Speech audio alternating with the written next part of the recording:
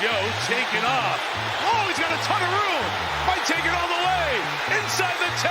Burrow to the pylon. Caitlin Clark, 19.5 points, 8.4 assists per game. These aren't just numbers. They are proof of superstardom. One fan says this about one. Another fan says this about the other. But for every fan cheering, there's a critic waiting to tear them down. Chris Canty declares Burrow's not elite enough for the NFL's top-tier quarterback. On the other hand, Cheryl Swoops dismisses Clark's achievements, claiming she's not dominated. I made it. Yet LeBron James, who knows something about being a young phenom under the microscope, sees it different. In a separate event, LeBron calls Burrow's special on X. So, are the critics right?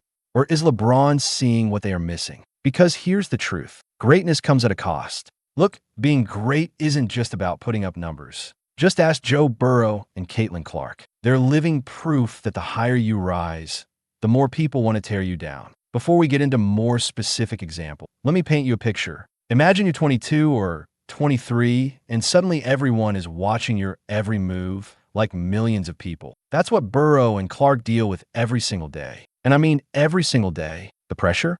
It's unreal. Burrow steps onto the field, and all of Cincinnati is holding its breath. Similarly, Clark walks onto the court, and people are already comparing her to Steph Curry. Their release time at least. Oh well, no pressure, right?